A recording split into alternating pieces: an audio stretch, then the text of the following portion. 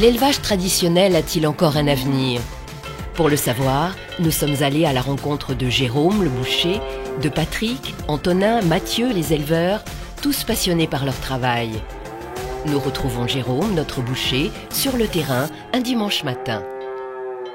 Là, je viens voir 2 bœufs qui seraient prêts pour le mois de septembre, là, pour la rentrée. Je viens voir dans quel état ils sont. Voilà. Ça fait 3 ans que je travaille avec ce monsieur. Ah, tiens, restaurant. Allô? Salut Mathieu, qu'est-ce qui t'arrive? Moi, ça va, je suis en pleine montagne. Voilà. Ouais. Alors, je fais ça tous les dimanches matin. Voilà. Moi, c'est très important. Je veux surveiller. Je veux voir comment ça progresse. Parce que quand on les met à l'engraissement, ils sont plutôt, je dirais, plutôt maigres. Voilà, donc je veux voir comment ils profitent tous les 15 jours. Je viens les voir tous les 15 jours, toutes les 3 semaines. Comment ils évoluent dans le temps, voir si le gras se fait bien, voilà. Je viens contrôler que le muscle se mette aussi, parce que s'il y a du muscle, il faut lui persiller. Voilà, je vais contrôler tout ça, voilà. Pour moi, c'est très important. C'est comme les veaux, c'est la même chose, ça se surveille.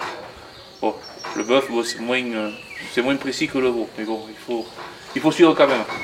Voilà. L'appellation viande bovine comprend différentes catégories.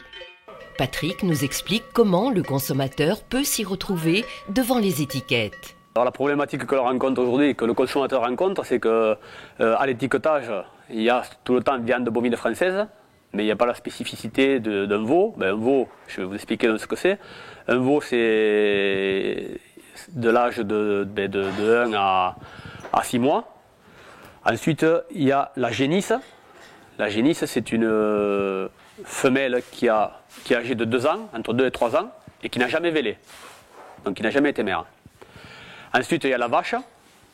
La vache, c'est une vache, ça veut dire c'est une femelle qui a reproduit, qui a au moins fait un veau.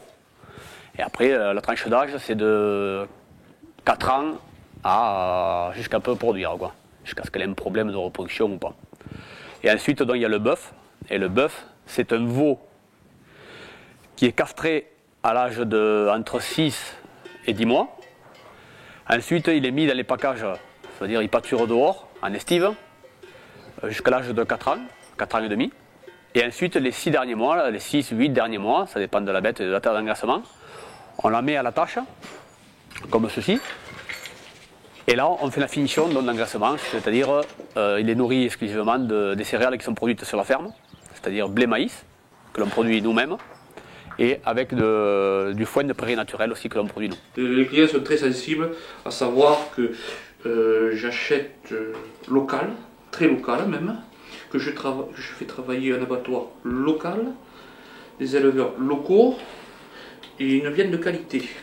Surtout, je suis reconnu sur Toulouse pour avoir l'une, si ce n'est la meilleure viande de Toulouse.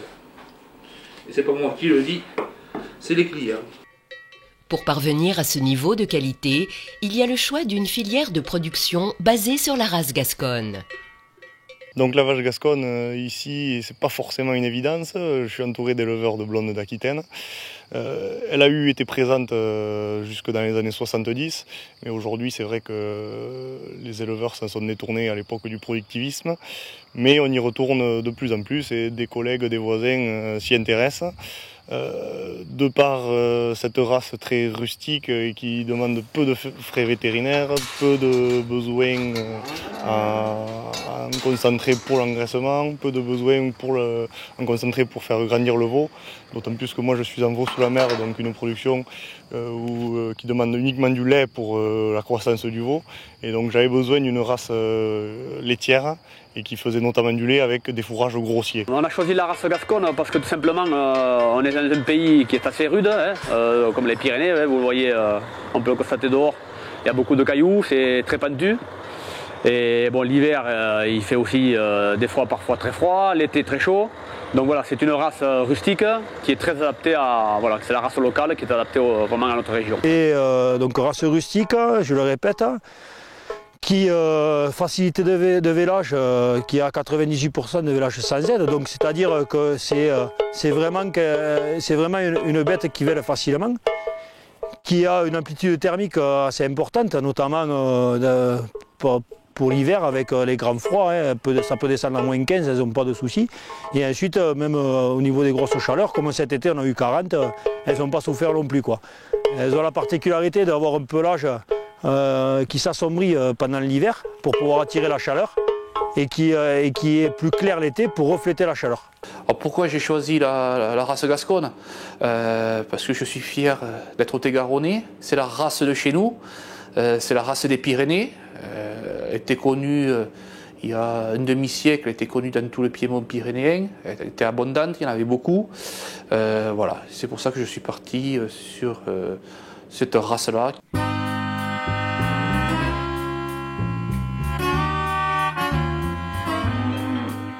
Mon fonds de commerce, c'est la génétique.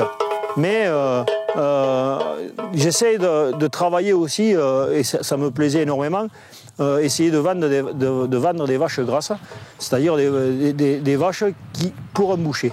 Mais je voulais faire de la top qualité. Et c'est pas évident d'avoir des bêtes qui soient conformes pour le boucher et conformes pour l'élevage, pour la vente aux productions. Et j'essaie d'amener à avoir un élevage mixte, c'est-à-dire pouvoir vendre des reproductrices pour un éleveur qui s'installe ou vendre des vaches grasses pour un boucher qui en a besoin. Et avec Jérôme, le boucher toulousain avec qui je travaille, on a la même sensibilité, c'est-à-dire qu'on veut travailler que sur du bon. Et moi, mon but, c'est celui-là, c'est essayer de travailler que sur du bon. Oui, bien sûr qu'on peut toujours améliorer la qualité que l'on fait. C'est-à-dire que déjà, on sélectionne des taureaux qui ont beaucoup de longueur et beaucoup d'épaisseur, ce qui permet d'avoir beaucoup de viande sur le dessus, parce qu'il faut savoir que quand même la meilleure viande se trouve sur le dessus de la bête.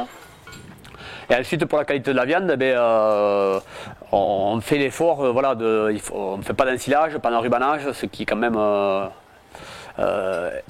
est un peu contraignant pour l'animal au niveau de la flore intestinale. Bon bref, je ne rentrerai pas dans les détails, il y en a d'autres qui sont plus doués que moi pour en parler. Et nous, on fait exclusivement des céréales séchées sur l'exploitation, blé, maïs, et du foin. Voilà, tout ça, c'est un élevage traditionnel. Je ne produis pas mes céréales, je les achète. Donc j'ai une entreprise familiale qui est sur le Comminges qui produit des céréales et qui me vend leurs céréales. Donc c'est des céréales tracées, non OGM, et donc que des matières premières, du blé, du maïs, de l'orge et des graines de lin extrudées. Et du foin, parce que j'ai sur mon exploitation tout en prairie permanente. Pour tout ce qui est alimentation, on essaye d'être le plus autonome possible. Au jour d'aujourd'hui, on n'achète que les minéraux, donc le complément minéral et vitaminique pour les vaches pendant l'hiver. Et tout le reste est produit sur l'exploitation. Donc on a en fond de vallée, là-bas, j'ai 8 hectares qui me servent à produire les céréales que j'autoconsomme, et tout ce qui est foin et donc fourrage sont produits sur les 60 hectares de l'exploitation. Je vais vous présenter l'aliment en fait que je donne, quoi. Donc ici c'est un aliment en fait, on appelle ça un mash, parce que c'est un aliment où on peut voir exactement ce qu'il y a dedans. Donc ça correspond tout à fait à la philosophie que j'ai, c'est-à-dire que dès qu'il y a quelqu'un qui vient, je peux dire exactement ce qu'il y a dedans. Donc à partir de ce moment-là, ici on trouve des bouchons de luzerne déshydratés. Donc c'est de la luzerne, c'est une herbe qui est séchée, en fait, qui apporte de l'azote. Ensuite on peut voir, il y a des éclats de maïs. Ici, là, tout ce qui est jaune, c'est des éclats de maïs. Ensuite il y a de l'orge, de l'avoine et du blé.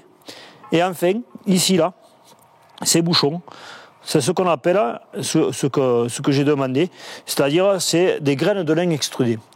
Donc le lin, c'est difficile à faire avaler aux vaches, mais c'est un des meilleurs aliments pour pouvoir mettre du gras persillé. Donc c'est à la fois un aliment qui est tracé, contrairement à ce qu'on entend souvent avec le tourteau au soja, c'est-à-dire qu'il est produit sur la zone toulousaine. Et pour avoir une alimentation équilibrée, il faut autant d'énergie que d'azote.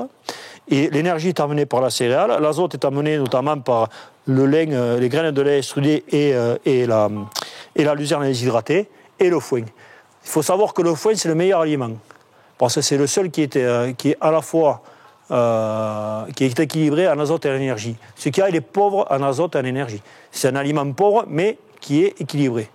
Donc pour engraisser avec du foin, c'est très difficile, mais on est obligé d'en avoir pour pouvoir faire ruminer la vache. Sinon, si on ne lui donne que de l'aliment, elle tombe en acidose, qu'on appelle, donc, et elle a des diarrhées, quoi. Voilà.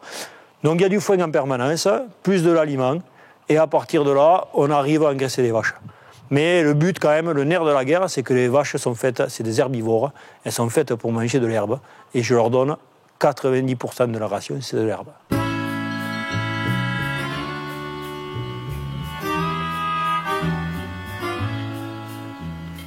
Donc j'ai un système de pâturage. Donc toutes mes parcelles sont des prairies, donc je ne sème aucune céréale, donc j'achète mon aliment. Et j'estive. Donc j'ai toutes mes génisses, c'est-à-dire une soixantaine de têtes qui partent à partir du 15 juin jusqu'au 15 octobre sur les montagnes pyrénéennes et qui redescendent donc à partir du 15 octobre. On pourrait les laisser un peu plus tard, mais il peut y avoir un coup de neige. Donc c'est pour ça qu'en ce moment, le bâtiment est vide. Donc ça me permet aussi d'avoir des bâtiments libres pour pouvoir engraisser des vaches, pour pouvoir sevrer les génisses, pour pouvoir sevrer les veaux et les velles des mères, quoi. Donc derrière nous aussi, on peut voir, il y a quelques veaux et quelques velles qui ont été sevrés récemment. Et d'engraisser des vaches comme Girouette qu'on a juste derrière nous, quoi. Donc c'est vrai que l'estive, c'est ancestral, mais à la fois d'un point de vue économique, c'est une mise en pension qui, en général, ne coûte pas très cher, quoi. Donc, et puis, elles sont bien, hein, elles sont en vacances. Hein.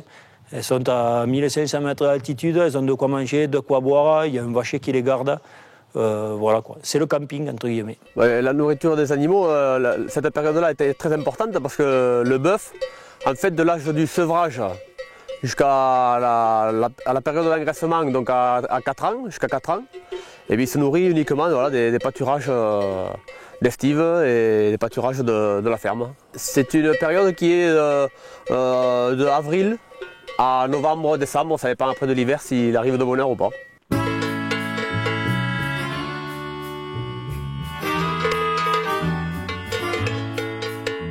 Alors on reconnaît que l'animal est prêt à vendre lorsqu'il est bien gras, c'est-à-dire que voilà, le boucher vient régulièrement voir les animaux, et ensuite bon, il vient toucher ici, s'il a le gras à la côte, ici ça se voit, et vous voyez que les stries du gras sur la côte. Ensuite il va le toucher ici au filet, voilà, il faut qu'il soit bien couvert. Ensuite ici il y a le grassé, il faut que la main soit pleine de gras là.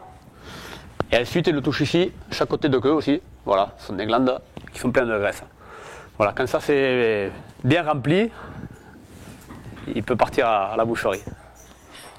Et puis bon voilà, il faut savoir aussi que, je n'en ai pas parlé tout à l'heure, mais dans la viande gasconne, l'intérêt aussi d'engraisser l'animal lentement et de façon traditionnelle comme on fait.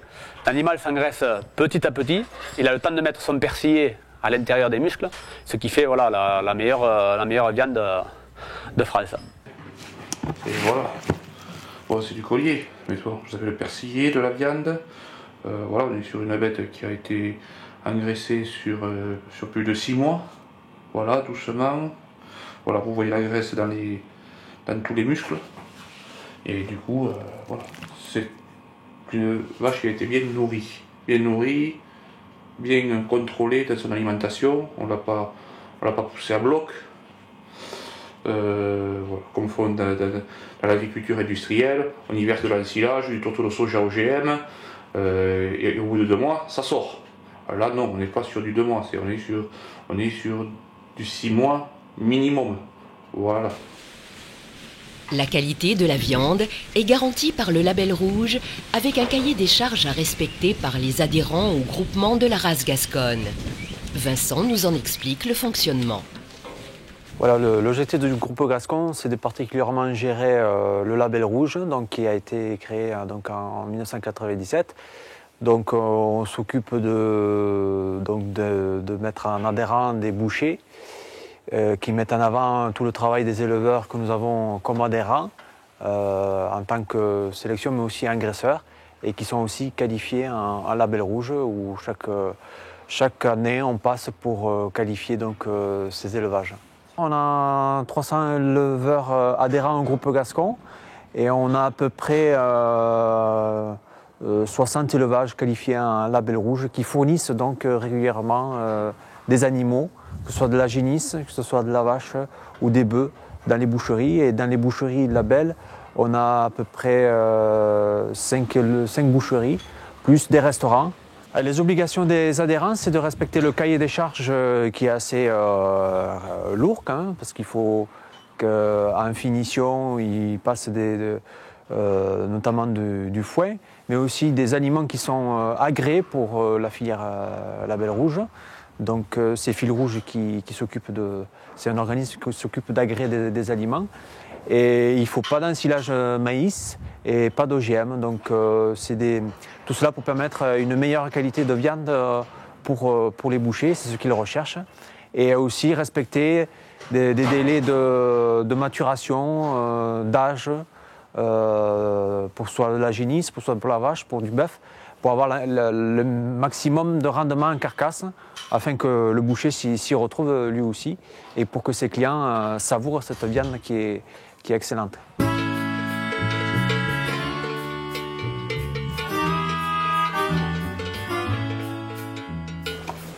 Antonin a choisi une autre méthode d'élevage du veau sous la mer. Le cheptel est conduit pour 2/3 dans le croisement terminal, qu'on appelle, donc avec l'utilisation de taureaux charolais et blondes d'Aquitaine, et pour amener un peu plus de conformation, un peu plus de viande sur les carcasses et un peu plus de poids. Et en parallèle, on utilise au maximum la valeur maternelle des vaches gasconnes, avec leur aptitude laitière plus importante que les blondes ou les charolaises. Et en plus de ça, il y a la rusticité. Les veaux qu'on produit sur l'exploitation, c'est ce qu'on appelle du veau fermier élevé sous la mer. Donc c'est des veaux qui sont destinés à l'âge de 5 ou 6 mois, même 4-5 mois, à l'abattage pour alimenter des boucheries ou dans mon système les ventes directes. Donc c'est des veaux qui vont peser à peu près 220 kg vifs, et ce qui nous fait à peu près entre 120 et 150 kg carcasse. C'est un système aujourd'hui qui valorise très bien la production bovin-viande, puisqu'on a un produit fini et de très bonne qualité. L'objectif étant d'avoir des animaux gras assez précocement, donc à 5 mois, avoir des animaux gras, avoir des animaux à la couleur plutôt blanche, le plus blanc possible, et du coup à la tendreté et à une jutosité qu'on ne retrouve pas sur d'autres productions de veaux. C'est un peu la Rolls-Royce qui se fait en veau aujourd'hui. C'est pour ça aussi qu'on le valorise bien. Mais à côté de ça, c'est aussi beaucoup de travail. C'est 2 tétés par jour, matin et soir, toute l'année. Donc les mères rentrent dans la salle de tété qui est ici, qui est en quelque sorte une salle de traite, sauf que c'est les veaux qui vont aller téter le pis. Et 2 fois par jour, les mères reviennent et se font téter par leurs veaux. Donc le veau a soit 2 mères gasconnes, soit sa mère plus les tantes laitières qu'on appelle. Les tantes laitières, j'en ai 2 moi, c'est des vaches laitières. Moi j'ai une normande, une montbéliarde, qui sont là pour complémenter les veaux en lait. À partir d'un certain âge, la mère ne suffit plus. Et pour arriver justement à un maximum de gras et qu'ils aient pas envie de manger trop de paille ni de foin qu'ils peuvent trouver dans la litière, il faut qu'ils aient un maximum de lait à téter. Donc c'est pour ça qu'on utilise les tantes laitières. Et les vaches gasconnes, une fois que leur veau est abattu, elles continuent à faire du lait. Et notre veau va téter, en plus de sa mère, une autre vache gasconne. Donc on utilise au maximum le potentiel laitier des vaches. Chose qu'on ne peut pas faire dans d'autres systèmes que celui du veau sous la mer. Comment nos éleveurs gèrent-ils leur cheptel par rapport à la superficie de leur exploitation? Alors sur l'exploitation, il y a 18 vaches mères. Et sur ces 18 vaches mères, chaque année, on garde tous les produits, que ce soit mâle ou femelle. Alors les femelles qui sont gardées pour le renouvellement du cheptel sont choisies à l'âge de 2 ans. Alors ceux-là sont mises à la reproduction et les autres sont mises à l'engraissement. C'est-à-dire que ça fait donc des génisses, comme je vous ai expliqué tout à l'heure. Et ensuite, tous les mâles sont castrés, gardés à 4 ans, et après ils finissent en bœuf, voilà. Là, on est au milieu des génisses de renouvellement avec la mamie du troupeau, quoi. Je fais à peu près un roulement de 10 bêtes par an, c'est-à-dire que je vends soit 10 bêtes en reproductrice, soit j'en engraisse quelqu'une, et j'ai 10 génisses qui montent tous les ans pour renouveler un peu mon troupeau, quoi. Voilà, donc j'ai en fait une quarantaine de mères et une soixantaine de génisses de renouvellement, parce que je fais aussi pépinière de génisses. Sur l'année, on sort à peu près le nombre de veaux que l'on a chaque année, c'est-à-dire entre 18 et 20 veaux. Donc chaque année, il y a 20 bêtes de vendus de notre exploitation. Et ensuite, comme on fait l'engraissement, on achète aussi des animaux maigres ailleurs, dans d'autres exploitations qui font un peu comme notre circuit, qui sont notamment en haute montagne. Ils n'ont pas de quoi finir l'engraissement, engraisser les bêtes, donc nous on les achète maigres et on finit de les engraisser. Donc sur 40 vaches, il y a 20 veaux et 20 femelles. Et sur ces 20 veaux, j'essaye d'en faire partir le maximum en tant que reproducteur, en veaux pour taureaux. Et j'essaye le reste, s'ils sont très bons, de les vendre pour faire des bœufs. Donc l'exemple d'hier avec Patrick qui est venu me chercher, qui est venu acheter un veau pour faire un bœuf. Donc c'est un veau que Mathieu avait.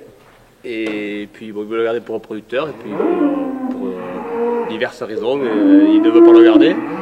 Donc moi, je lui ai acheté, on va le castrer, pour faire un bœuf d'homme de 4 ans. Voilà. Pour des raisons génétiques, en fait, que je ne pouvais pas le garder. Donc comme je ne produis pas de bœufs, que je ne casse pas, je fais juste des vaches de réforme que j'engraisse.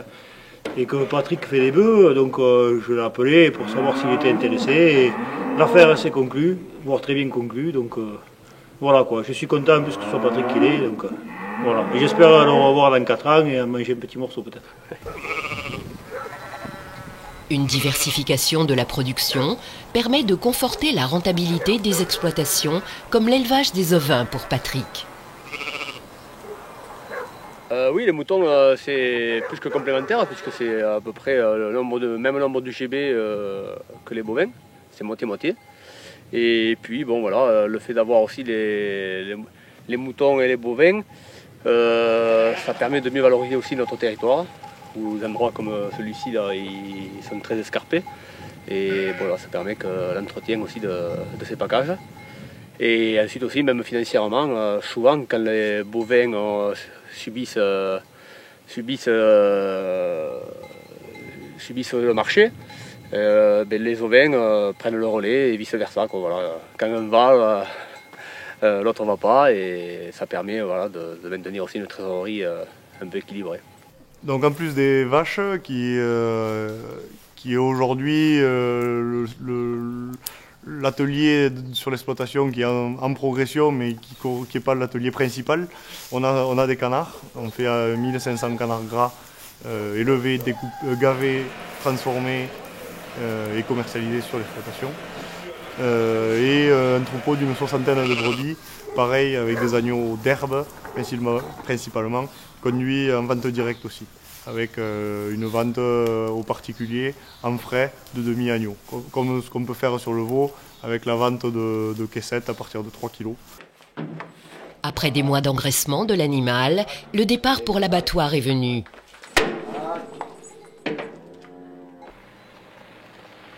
Pour Patrick, c'est à l'abattoir de Saint-Gaudens qu'il conduit ses animaux. Le maintien des abattoirs de proximité est primordial dans les filières courtes, pour des raisons économiques, ainsi que pour le bien-être des animaux. Ça fait 4 ans que la vache est élevée à la maison, donc oui, ça fait un petit pincement au cœur, surtout qu'elle était docile. La bête n'est pas du tout stressée, vu qu'elles ont l'habitude de partir de l'exploitation et aller à l'estive aussi. Donc elles montent au camion, elles croient aller au pâturage, donc jusqu'à l'abattoir, le stress n'est pas pris en compte. Elle va s'abattre demain matin, donc elle n'a que la nuit à passer ici à l'écurie, et bon, l'écurie est accompagnée avec d'autres, c'est comme si elle était presque à la maison, quoi. Voilà. Et puis aussi le fait de l'amener nous-mêmes, elle ne sort pas trop du contexte, l'odeur c'est la même, l'animal n'est pas du tout stressé, quoi. Il n'est pas amené en batterie avec d'autres.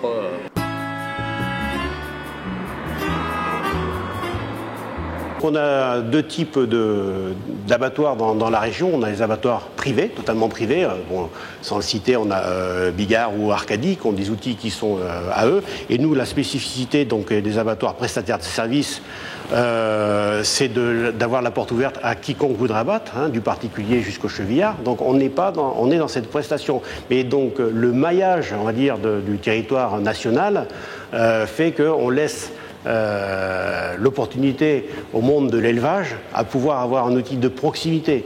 L'abattage de tout ce qui est ruminant, donc veaux et agneaux, se fait dans un petit abattoir familial à Samatan, à 20 km d'ici.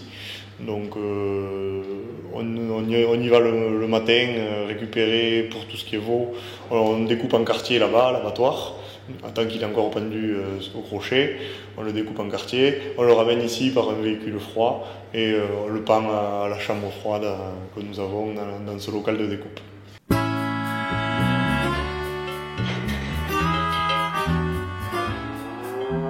Sur la traçabilité, quelle que soit l'espèce et quelle que soit aussi son origine, c'est-à-dire traditionnelle ou qualité bio, qualité label rouge ou autre, la traçabilité est assez rigoureuse. Donc pour les bovins, par exemple, pour le bovin et veau, on récupère des passeports. Chaque animal doit avoir son passeport, il n'est pas abattu sans passeport. On regarde la coloration entre le passeport et puis la boucle de l'oreille. Ça, c'est un premier contrôle qui se fait aux stabulations. Là-dessus, on rentre informatiquement toutes les données. Et après, au niveau de l'abattage, une fois que la carcasse se présente à la pesée, elle a encore son oreille. Donc on récupère l'oreille avec les mêmes numéros. On regarde la correspondance entre effectivement toutes les informations rentrées la veille, si ça correspond bien à ces deux boucles-là. Et à ce moment-là, donc, on valide l'identité de la bête, l'identité de l'apporteur, l'identité aussi s'il faut, si la bête est destinée à une autre personne, on valide tout ça. Le poids, on va le rentrer aussi. Là, c'est informatique, c'est pas une manipulation du peseur. Donc c'est un transpondeur qui nous envoie le poids de la carcasse. Donc on met pas ce qu'on veut, hein, c'est automatique. Et ensuite, on y met par contre le classement. Là, c'est l'œil de l'homme et aussi la technique du peseur. Qui fait qu'il va déclarer la couleur, la conformation, l'état d'engraissement, tout ça on le rentre manuellement. Pour valider cet état de classement, qu'on appelle la PCM, pesée, classement, marquage, ça c'est codifié et contrôlé par des organismes extérieurs. On est engagé à faire des contrôles. Donc moi-même j'ai fait un contrôle il y a peu de temps à l'abattoir de Saint-Gaudens. Donc il y a tout un questionnaire à suivre. Il faut voir si l'abattoir respecte toute la démarche label rouge. Déjà aussi, par exemple, rentrer une bête, il faut qu'elle soit propre. Si une bête elle arrive sale, l'abattoir peut le refuser et l'abattoir peut aussi déqualifier l'animal qui ne passe pas dans la filière label rouge. Donc c'est important que l'éleveur soit informé c'est ce qu'on fait lorsqu'on passe pour technicien. Donc il y a un contrôle chez l'éleveur, où on le qualifie et on revoit avec lui plusieurs points, et à l'abattoir aussi, où on fait un contrôle. Et nous-mêmes, on est contrôlé par Qualisud, qui est un organisme qui nous contrôle, et qui contrôle aussi après l'abattoir, et qui contrôle aussi des cheptels, des éleveurs, pour voir s'ils font bien leur travail, si c'est tout bien rangé, s'ils ont les factures, tous les produits sont bien rangés dans leur coin où ils ont tous les médicaments. Voilà.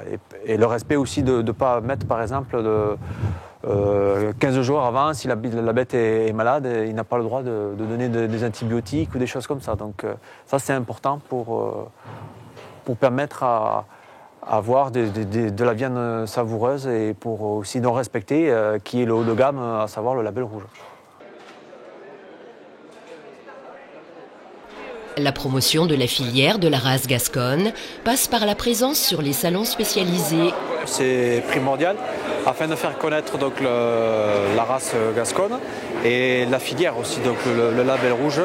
Et donc on a la chance d'avoir cette année Hervé Chêne qui est boucher donc, à Muret et de faire donc, la promotion, de faire connaître à tous les gens ce qu'est la Gasconne. Et on a pu constater, là, puisqu'on est dimanche, c'est le dernier jour, que les gens apprécient et sont attirés par la vitrine, la couleur de la viande. Et on est On n'est pas encore midi, mais on a pratiquement passé le bœuf qui était prévu de plus de 500 kg de viande. C'est l'occasion pour Jérôme d'être récompensé pour ses 10 ans de fidélité à la race gasconne.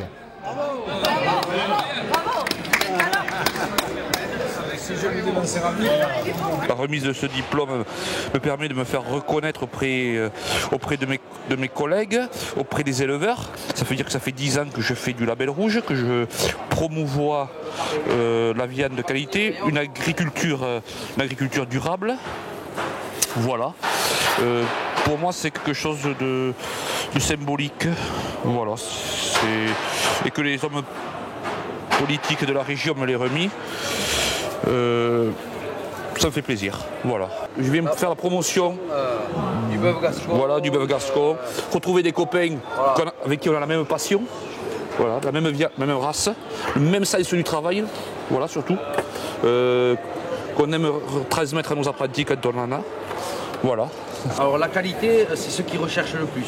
Ce qui revient le plus souvent, c'est on en mange moins, mais par contre on veut manger quelque chose d'exceptionnel. Et c'est pour ça qu'on est le stand qui vend le plus de bœuf. Il y a des bouchers comme Jérôme, comme moi, comme Philippe, qui veulent travailler de la qualité. Et quitte à avoir une plus-value sur l'achat, sur le prix, mais qui, comment ça s'appelle, on sait aussi aller parler avec l'éleveur, aller acheter une bête sur pied. Et il y a beaucoup de bouchers qui ne savent pas faire ça, qui ne laissent pas maturer la viande, qui ne savent pas. Franchement, enfin, on voit de tout. On est un métier, je dirais, en déperdition totale. Disons que là, on est vraiment dans le métier de boucher.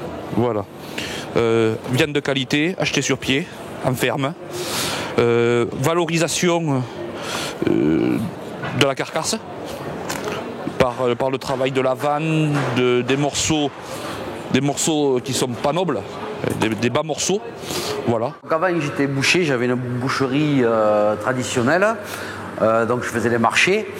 Et je savais que dans le groupe Gascon, il y avait une partie, donc il y a la partie éleveur, il y a la partie boucher labellisé, hein, et il manquait cette partie avec le travail avec les restaurateurs, et c'est vendre la viande, faire déguster du bœuf gascon, mais voilà, directement dans une assiette. Et je savais qu'il y avait un marché là-dessus pour pouvoir travailler des bêtes entières et des bêtes de la région. Donc voilà, avec ma société, la SAS au bœuf gascon, voilà, on peut arriver à servir des restaurants, des restaurateurs et tout ça, qui veulent bien sûr travailler de la qualité. J'ai quand même un nombre d'éleveurs derrière moi, qui travaillent avec moi depuis des années, assez important maintenant au groupe Gascon, et qui veulent faire de la qualité, et parce qu'après ça tourne, c'est 40 bêtes par an, quoi. Donc voilà, il faut quand même une dizaine d'éleveurs facilement pour pouvoir fournir quand même les restaurants, quoi. Alors, il y a des carcasses entières donc, qui arrivent ici, que je découpe et qui sont livrées directement au restaurant de Fabien Pelouse de Club 15. Voilà, ils ne prennent pas que des petits morceaux, quoi. Ils ont la fierté de travailler une bête entière, une carcasse entière. On a choisi la race gasconne parce que tout simplement on la voit tous les jours dans les champs dans l'environnement du village de Marques. On a misé sur le circuit court grâce à Synergie d'ailleurs, qui nous a bien aiguillé sur ce concept-là.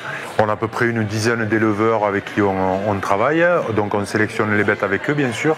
On les fait abattre à l'abattoir de Pamiers. On les fait découper à Sainte-Gabelle pour venir jusqu'ici à Nailloux.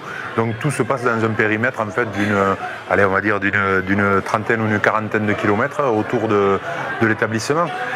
Et ça nous permet en fait ce concept de pouvoir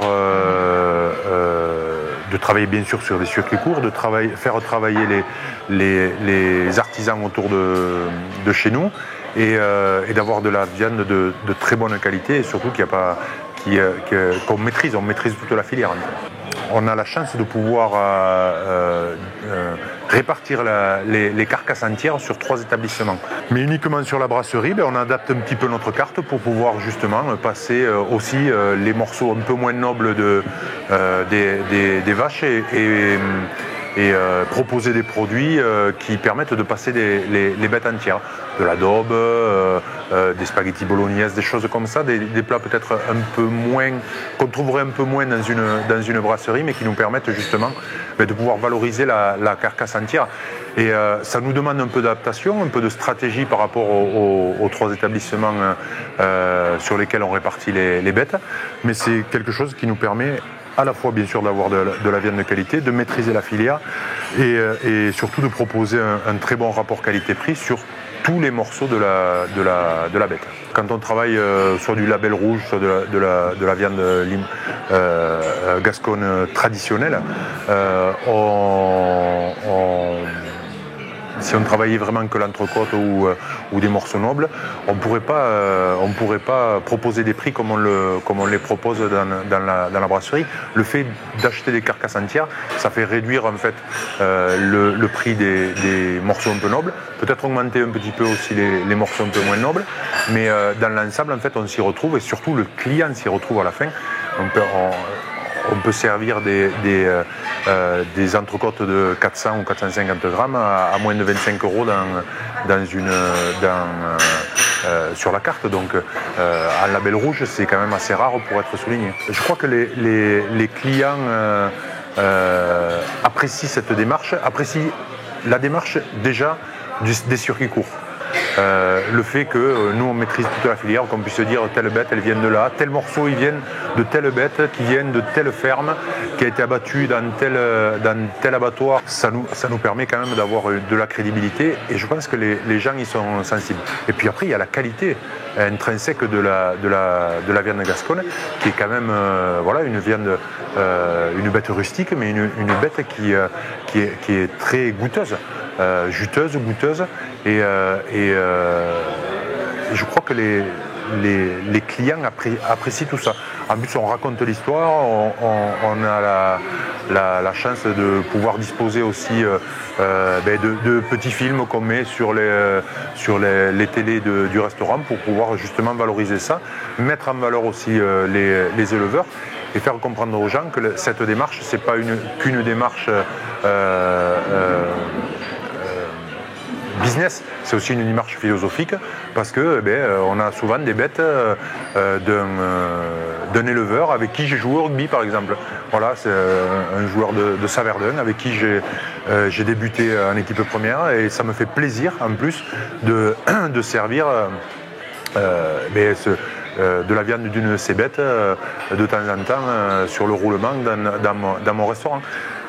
Parce que pour moi, ça a du sens, quoi. Ça a du sens de faire travailler aussi les éleveurs, les gens, et de valoriser toute cette filière-là, en tout cas. Comment aider les filières de circuits courts à se développer face aux grandes surfaces ? Qu'est-ce que c'est qui pourrait nous aider ? Ça, c'est une bonne question.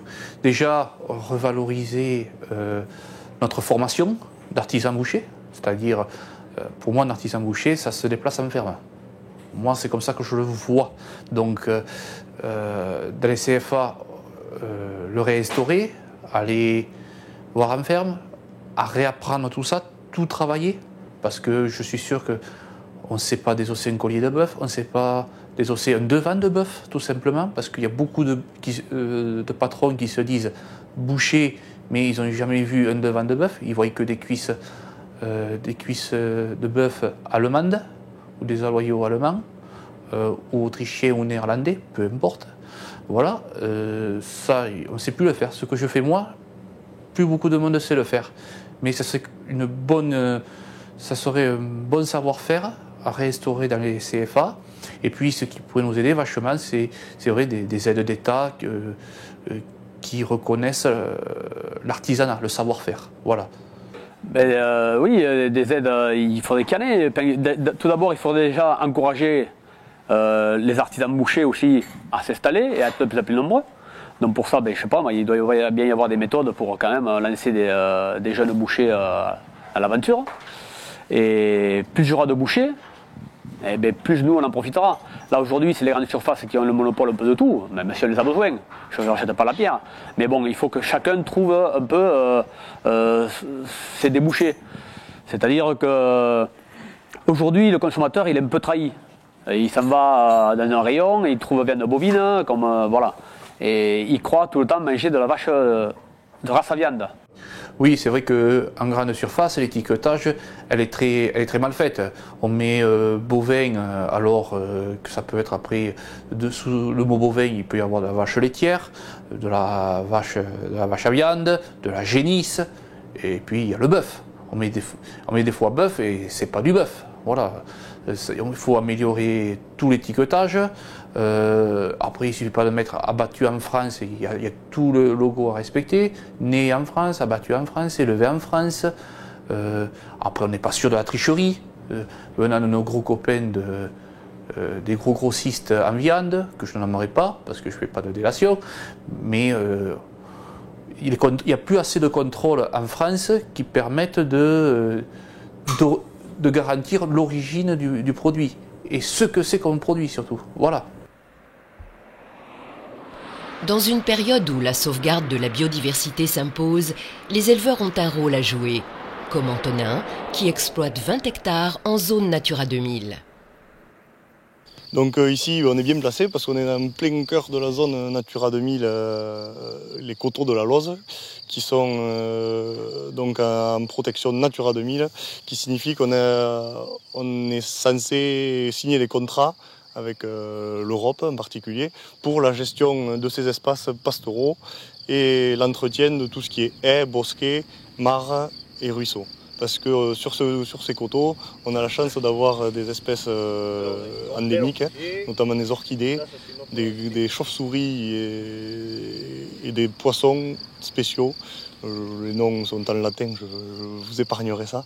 Et donc, pour tout ce qui est sur le plan environnemental, on limite au maximum nos épandages d'engrais pour éviter justement de faire disparaître ces espèces endémiques et garder un maximum la faune et la flore, surtout la flore, présente à l'origine sur ces coteaux très calcaires et pas forcément riches, voire même pauvres et peu profonds. Voilà. Alors c'est chaque agriculteur choisit ou pas de rentrer dans la démarche. Moi j'ai fait le choix d'y rentrer pleinement. J'ai aujourd'hui à peu près une vingtaine d'hectares dans cette démarche. Et chaque agriculteur est libre de signer des contrats qui sont plus ou moins contraignants pour lui. Et nous, on a fait le choix d'y partir pleinement en essayant par exemple, là, on est limité à 40 unités d'azote par hectare. Tout ce qui est épandage d'engrais. On est obligé de garder les linéaires de lait et de les entretenir, donc passer un outil qui n'abîme pas les écorces et les arbres, donc style de tronçonneuse, hein, c'est le mieux, et pas des broyeurs qui broient les écorces. Après l'entretien des mares, on doit les curer une fois tous les 5 ans. Après, comme contrainte, on a quoi ? Et on a surtout obligation de résultat, quoi. On est obligé c'est des contrats de 5 ans, et on est obligé qu'au bout de ces 5 années, on est par exemple, si on avait des orchidées à l'origine, on est obligé que ces orchidées soient encore là 5 ans après. Donc là on est sur une pompe de prairie, donc c'est un outil qui est arrivé récemment sur l'exploitation, la semaine dernière, qui permet de pomper directement dans le ruisseau qui est derrière, sans que les vaches aient besoin d'y descendre et du coup de piétiner et de casser les bordures, quoi. Du coup, il faut que les vaches s'y habituent. Ça fait une semaine, là, ça y est, on commence à prendre le coup. Mais on est sur un outil qui, je pense, sera très intéressant. Puisque là, je fais pâturer tout le long de ce ruisseau en coupant tous les 3 jours, on change de parc. Et donc, tous les 3 jours, je peux amener l'eau puisque je l'ai à proximité.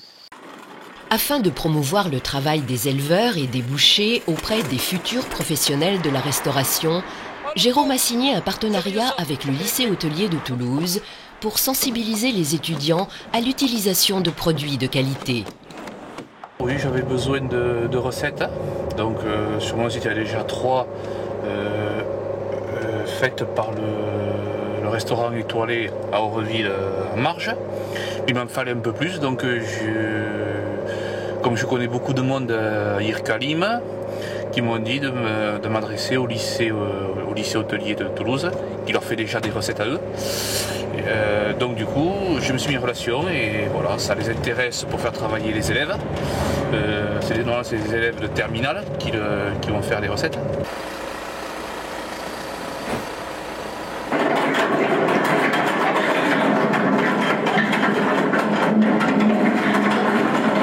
Voilà, je vous présente M. Tonasio. Bonjour tout le monde.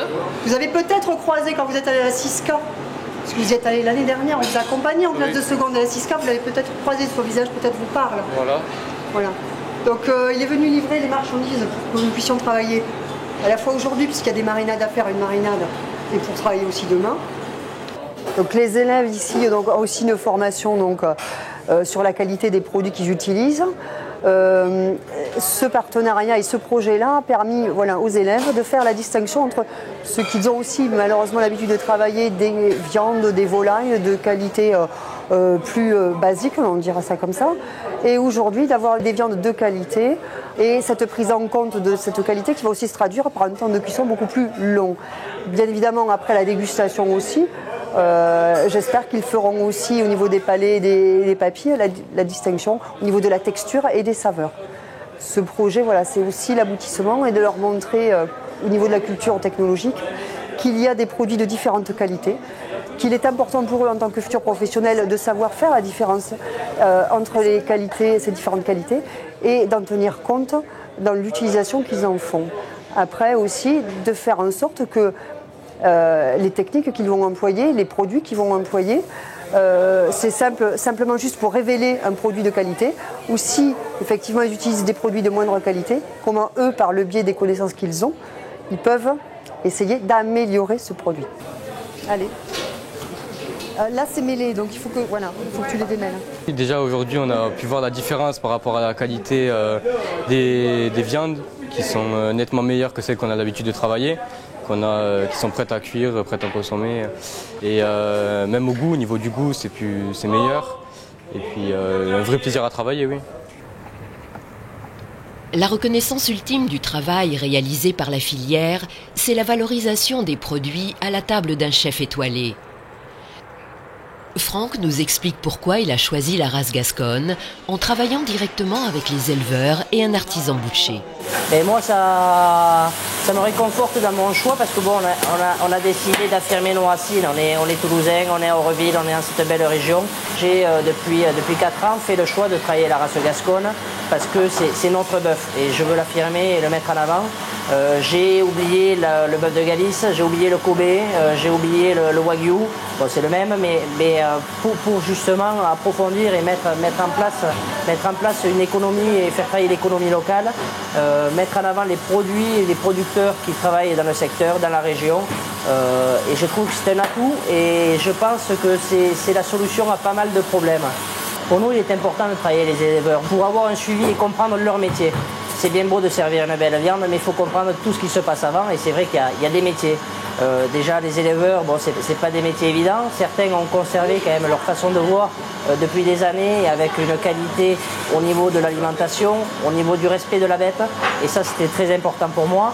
Ensuite, effectivement, il y a l'abattoir, il y a le boucher qui met en avant, qui découpe et qui met en avant leur travail et leurs produits. Et ensuite, nous, on est là en fait pour la finalité, pour la transformation, la mise en valeur du produit, s'amuser avec des mélanges de saveurs, de textures et de températures pour que le client prenne du plaisir. Après, auprès de notre clientèle, en utilisant la race gasconne, c'est un plus parce que pas grand monde connaît cette race, connaît ce bœuf. Et effectivement, quand on leur dit c'est le bœuf local, c'est le bœuf de chez nous, effectivement, déjà, il y a un attrait, il y a une envie de goûter et de plus, ça leur plaît énormément. L'élevage traditionnel de qualité a-t-il encore sa place dans un grand marché mondialisé ? On ne peut que réussir. Voilà, avec une pointe de commerce, une pointe de commerçants, être gentil avec les clients, serviable, pas leur vendre n'importe quoi, répondre à leurs attentes. Tout à fait, le consommateur, il faudrait qu'il soit plus attentif notamment à la qualité. Peut-être pas mieux éduqué, c'est peut-être pas le mot, mais essayer de rechercher plus de la qualité. Il y a de la qualité qui est abordable, certes. Il y a de la qualité qui est pas du tout abordable, qui est très très cher, mais au jour d'aujourd'hui, on trouve des produits de qualité encore qui sont abordables, qui permettent aux consommateurs de consommer des produits de terroir avec derrière une traçabilité, parce que on me parle du bœuf de Kobe. Je ne sais pas quelle traçabilité a le bœuf de Kobe, par exemple. Nous, on sait qui est le père, qui est la mère, qui est la grand-mère, qui est le grand-père, qu'est-ce que ça a mangé, quels produits vétérinaires ils ont eu. Donc je veux dire, tout ça, c'est sûr, nous, ça nous prend du temps d'un point de vue administratif et ça nous prend du temps aussi d'un point de vue engraissement. Mais derrière, vous êtes sûr que vous avez un produit qui est tracé et avec une qualité au bout, quoi. Donc à partir de ce moment-là, si le consommateur veut, il peut.